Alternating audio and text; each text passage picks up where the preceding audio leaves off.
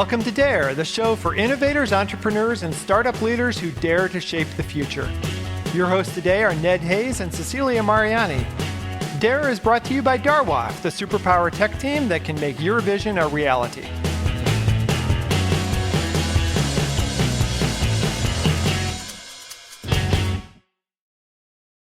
The Dare podcast is excited to welcome Hamed Fesharaki. He's the CEO and co-founder of AdraVision.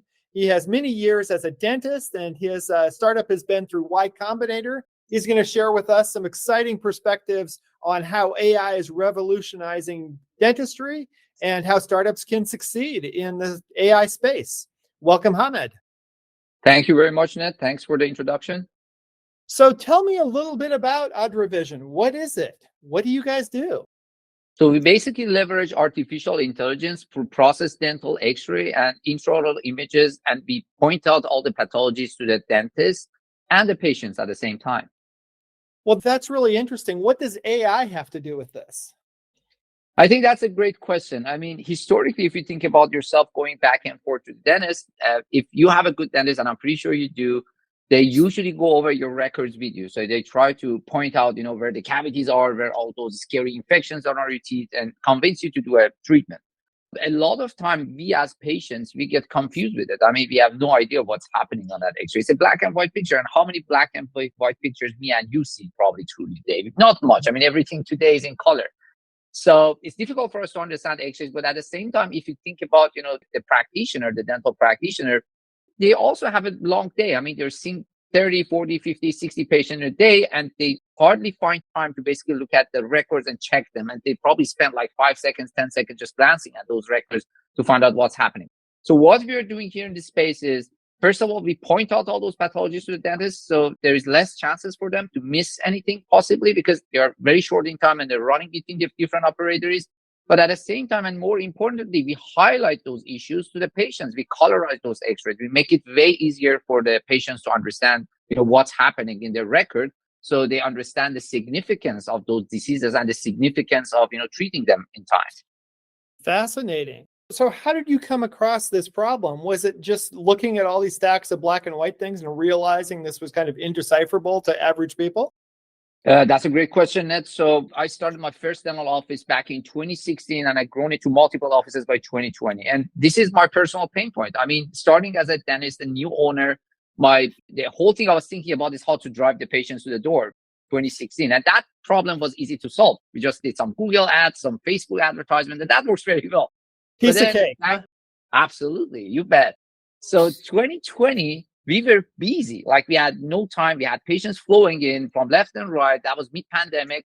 And then, our problem kind of changed. Now we had a high bounce rate. We had all these people coming in, but a lot of these people left our office. Like, they did like 1 or 2 treatments. Some people didn't even do a treatment and started to walk away. So looking back, I was basically managing the offices at that point, and I wanted to find out why we have such a big churn, all these people coming in. And that's the time the problem kind of hit me in the face. I was looking at seeing, like, we have all these associates coming from different backgrounds. They're doing their diagnostic differently, treatment plan differently. For me at that time, it was all about standardizing the things. I mean, in my head, I wanted to be McDonald's. I wanted to be the Chick-fil-A, the Burger King. I want to be something like that. And it was not just possible with the associates. So in my head, I was like, I need to find a solution. And if you remember back in the 2020s, I mean, that time, there was AI, but it was not a big thing. I mean, people knew AI as like Tesla is driving on its own. That was it. Right. Yeah. So we started to think like, hey, probably we can start, something with AI. And then that's how, the whole idea was born. And it was according to my personal pain point. Right. You were scratching your own itch, which is the best way to do a startup, when you understand the problem because you've experienced the pain, right? Absolutely. Yeah. So I know you also brought on a chief product officer who has a PhD in biomedical engineering. I mean, that must have been a great win for you to bring on someone who could really add that level of detailed understanding on the technical level. Yeah, I think that was a great addition early on the company. I mean, it's the 3 of us co-founders, and Yasmin is our chief product officer. The reason that we brought her in is she had a prior startup. She started an edtech company, which she successfully exited. And that was a key point for us, because she worked on product at the time. Actually, it was a physical product at the time, but they did a great job, in that ed tech space to make a product and getting an exit within like 3 years of the start of a company. So Right. that was one of the, and for us, and if you talk to your dentist or if you're a dentist yourself, we don't use products that are halfway built or halfway working. We don't use MVPs, man. I mean, the thing is, with startups, we have this culture of, hey, make an MVP, put it out there, get as many users as possible, get some traction. That doesn't really work in the dental world. You can't bring Right. an MVP to a dental office. It's way too serious. There's way too much money on the stake. There's way too much, reputation on the stake. So Right. people don't Right. really, yeah. So for us, product probably was number one priority when we started. And I think Yasmin did a great job, in that position. Now we are 3 years along the way, and we've gone through 3 different versions of the software. So we're on version 3 right now. We changed it to something great right now comparing to what we actually started as an MVP. Right, right. I mean, you make a really good point about an MVP. I mean, I don't want to, like, if I'm doing a social game, doing an MVP on my phone is fine. Like, the basic things are there, other levels will be added later, but I don't want you doing an MVP on my teeth. You know, Exactly. I want to make sure that Exactly. it actually works and that you aren't just experimenting. So, one headline that really struck me, TechCrunch covered you a few years ago and said that you want to turn all dentists into cavity finding super dentists. Was that a fair characterization? Yeah, at the time, that was what we were trying to get at that time. And obviously, like any other startups, as the time passed, we started. And I think my story, as I mentioned, started with my personal itch, my personal pain point. So we Right. started to do this in the offices, and we had like a little MVP and we were trying to run it and all that. But then we actually realized we are missing a big part of this equation, and that part is the patient. I mean, imagine you're the super dentist that TechCrunch is talking about, and you're the Right. cavity finding dentist that find every single one of them. But then if you go to the patient and you presented all these 130 cavities that you found, I'm just making a joke here. If you found these 5 cavities and you bring it to the Right. patient Right. and he says no, or they sometimes say no in another way. It's an unofficial no. They say, I'm gonna think about it. Every dentist hate that sentence. They don't like it because that means that they're not gonna do it. In other words, if you get off the chair and you go home, most likely you're not gonna do that treatment. So at that point, we kind of try to change it more, and we are now more a kind of like a patient kind of facing. So we're trying to give more to the patients because at that point we just felt like we are falling short of that. Right. Right. So, really bridging that gap of knowledge and of insight. Yeah, absolutely. So I know dentistry, way back, 100 years ago, people were really acting very crudely towards teeth, hammers and chisels and really scary things. And over time, of course, dentistry has become much more refined in terms of your practices. And just the last like 15, 20 years, there have been all sorts of revolutionary changes like 3D scanning and radiograph quality and all of these things. Is this new change to AI another tidal wave of updates for dentistry? Do you see in the future every dentist using this? Yeah, absolutely. That's definitely my vision there. You bring up a very good point. I mean, we dentists, we know we are dinosaurs. We are going back. I mean, our medical colleagues are not as dinosaur as we are. We Mm, are still using our very old, instruments that were probably invented 150 years ago. We still use the same forceps forever. If you ask your folks what they use on them and you look at what's used on you, it's pretty much the yeah. same thing. I mean, it can be a little bit of a fancy design, but it does the exact same thing. And you brought up that's great observation there. So I think about 10 to 15 years ago, it started to revolutionize. We started to see more computers, more practice management systems that are based on cloud. Practice management system is basically like a CRM in a dental office. Mhm. And then, you started to see more and more digitalization coming in. And I do remember the days that I bought my first intraoral scanner. It was back in 2016. I remember I bought something very primitive at that time. And then there was so much resistance to it when it initially came. And I had people telling me, hey, I could do this better myself because dentists did this historically forever. They made these molds. And if you remember and I do remember from my childhood when they started to make those molds from orthodontics. And then reality of it is there was some resistance, but then they started to see the obvious, the outcomes Uh, of using digital stuff. And that sets the stage right now for AI because right now we have probably the least resistance because they have seen all the digital stuff. They have seen how it basically solves their pain points that they had for years in a blink of an eye. And I think this is an amazing time. You're right at the tip of that wave that's going to make a huge change in dentistry. I think it will change the profession forever for a good reason. And one of the reasons that I'm not practicing anymore, and dentistry is a lucrative job. Usually you make enough money to have a good living. And I put that aside and I started this startup back in 2021.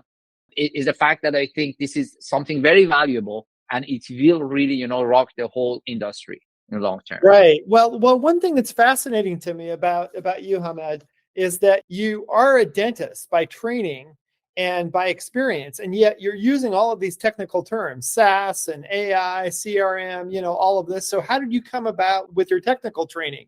Is this all self-taught on the fly? Yeah, that's an interesting question. So I've been in very first thing I did after I came out of high school, I did industrial engineering. So I have bachelor's degree in industrial engineering. So I'm an engineer and I was very techie. I was a super techie dentist. I can tell you I was not the best dentist in the world, but my patients believed that I was the best dentist in the world. And the reason for that is I was super techie. I was always using the cutting edge technology in my office all the time. And at the same time, I think I probably was a good salesman. This is something that most of the dentists lack. And actually, with this software, we're trying to touch on that as well. A dentist should not necessarily be a techie person or a salesperson. They need to do their job well, which is not any of those things. I mean, they just need to be a good dentist, just sit there and operate. And I think that question was amazing because it actually touches on that. So we want to let the dentist be the dentist. Don't worry about all these technical terms that I'm worried about right now. Just focus on your dentistry, leave the rest to us, technical people to take care of it. But yeah, absolutely. I think it's definitely necessary to come from that background because if you are not a dentist, and there are, a lot of companies in healthcare that they started with non-dentists. Some of them are successful, some of them are not. But even when I'm looking at the successful ones, I can see they went a lot of wrong ways before they could actually find the right way to go. And the reason was this particular line of work, you need to be there and you need to be on the ground. It's not like you just graduated from a dental school and you come and say, I'm a dentist. I know what's happening out there. You need to be on the ground. You need to get dirty. You need to work in a corporate first and you need to start your own startup as a dentist and grow it. And I think that's how you get to be a veteran in that. And then you start to feel that pain point. And then you can find a solution that kind of, solve all those problems. Right. So you're three different things combined in one. You're an engineer by training. You're a subject matter expert in dental practices. And then you're the founder of a company and the manager of that ongoing company. So that's like a triple threat there altogether. Right. Absolutely. Yeah, you got it right. Well, in reading your history too, is really fascinating. You've always been an innovator. I mean, you founded, I think, some of the first open concept dental clinics. So can you explain what those are? Because that was kind of a revolution in dentistry as well. The kind of open concept, that was an innovation that you really pushed forward. Yeah, I think back in 2016, 2012, I started practicing in a corporate, setting. Corporate setting is upsetting, and sometimes you feel like you're depressed when you work there because things are not going the way that you like.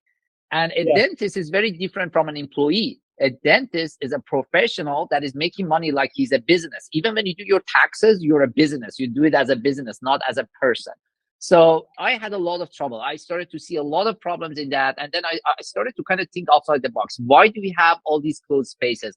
Why do we have so many pictures of painful stuff, root canal treatments, broken tooth, and the cases that we did, like how that tooth was broken and I did a great crown. These are not pleasant to the patient.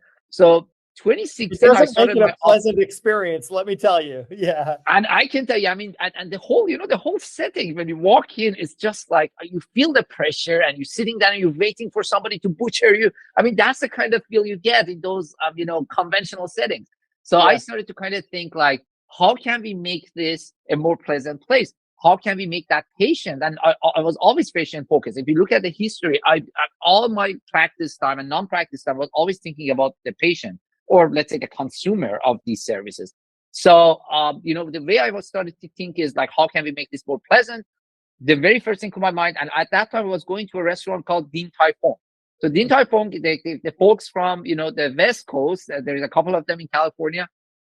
This is an amazing, concept. So that they have an open kitchen, like they have a glass at the kitchen and you can actually see through the kitchen how they're building your dumplings and how they're doing your dim sums and all that. So that kind of got into my head. I was like, hey, we should do something like this for dentistry. Why we don't show them? Why we don't tell them how clean we are? Why do we put our autoclave machine behind like in a moldy, like humid room at back somewhere? And we don't really put it to the front to show them how clean we are. How do we sterilize things? How do we do the lab work? Why we don't do an open concept lab works? And even I remove the counter. So every time you go to a dental office, you have this counter. You go to the counter. Right. It's a barrier, isn't it? That barrier is gone. So in my offices, we have like the assistants and the receptionist sitting beside the patient. So you're sitting beside them to make a booking on a computer or looking at your bill. So you're at the same level. So we try to remove that. We also removed all the pictures. So there's no pictures in any of my offices. You don't see a single picture. There's only a TV. And I actually brought an interior designer at the time and told him, hey, make it like a living room. That's what I want. I want people to take their shoes off and come in. That's what I want here. So, and we removed the clock. We had a huge clock in our waiting area. I was like, this is not called a waiting area anymore. This is a lounge. So the idea basically came from the airport lounges, where they make you very comfortable. And you don't see that many timers or watch. You don't really watch time because you don't want to get tired. So anyways, I mean, that's how the mentality started. And initially when it started back in 2016, there were so many critics. People told me it's not going to work. It's too expensive. But it worked so well that I started the second one straight away to 2017, even December of 2017, I started the second location. So that's how we started that. Wow, that's really fascinating. So you've been changing dentistry across the board throughout your career. So I did have a question though. You went through the Y Combinator startup accelerator, right? Yeah. Yes, so we what did. was that Summer 21. experience like? That must have been really fascinating. Yeah, I believe it or not, Ned, I have inquiries about this at least once a week on LinkedIn. There is someone else, can we talk about it? Can you tell us I'm going to apply or apply? They're going to accept it. Should I accept it? Should I reject it? Whatever. So for us, and I've seen mixed reviews on all, and not only on Y Combinator, on a lot of other good accelerators out there, but I'm a big fan of Y Combinator. We actually gained a lot from them. I'm always speaking in their favor because I got great opportunities to talk to great entrepreneurs, great people, living people that can, basically add a lot. And I had that experience of, when you talk to someone for 15 minutes and it opens your eyes in a way that, your eyelids are getting connected to your forehead.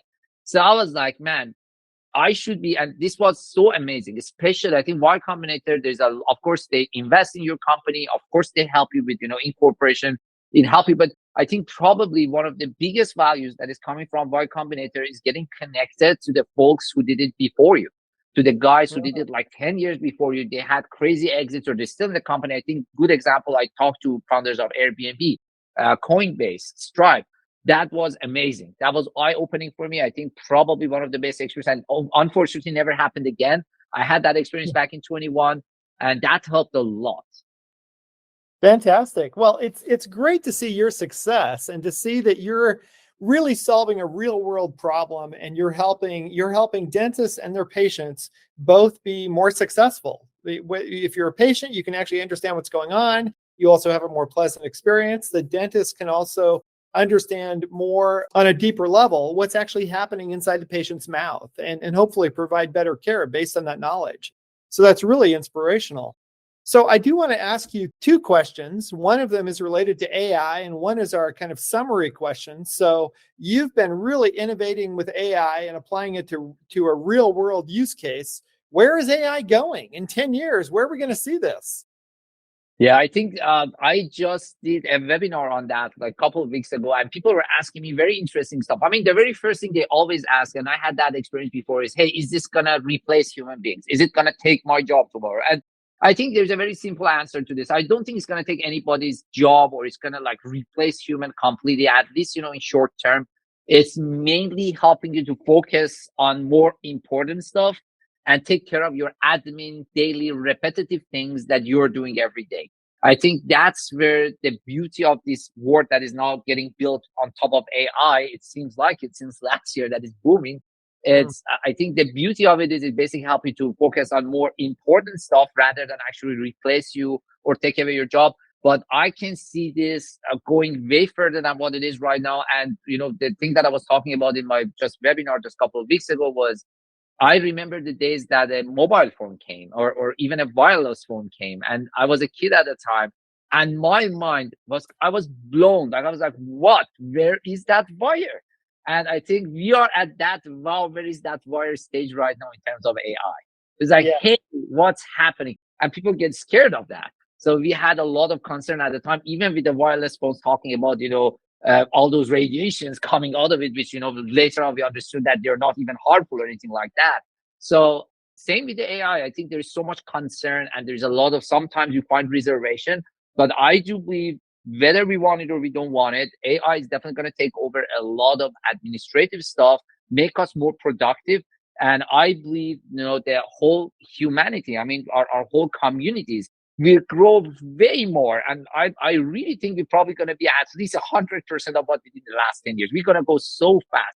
And if you look at it, even the last 10 years, we went super fast. So think about the next 10 years. Guess what? I think we're going to have AI taking care of a lot of tedious stuff. We're going to focus on more productive stuff. So we're going to even move faster than what we are doing right now. Wow, that's an invigorating vision. Yeah. So my last question is, what do you dream? What kind of world do you dream that you are creating, Hamed? Yeah, I think we are just a small part of it. We are looking at a dental world right now. Obviously, we can use it for other verticals as well in future. But what I'm kind of dreaming right now in terms of our startup is the day that actually patients can completely see and feel like a dentist.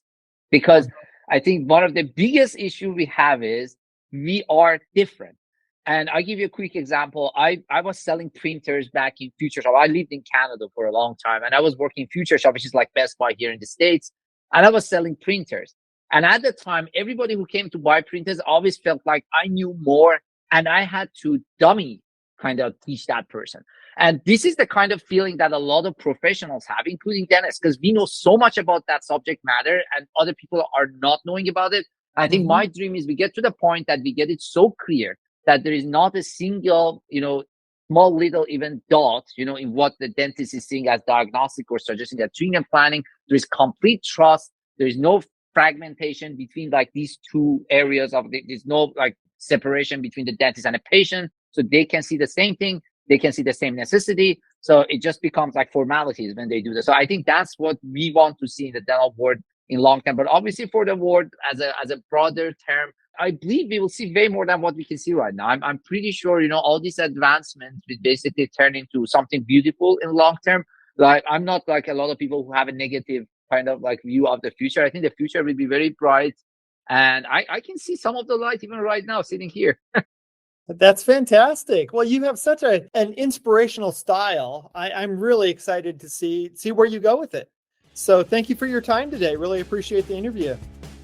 Thank you very much, Ned. It was a pleasure.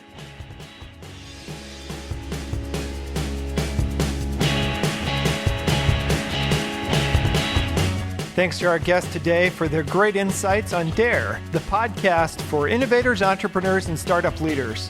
If you'd like your story to be featured on DARE, just contact us at info@darwaft.com. DARE is brought to you by Darwaft, the tech team that can make your vision a reality.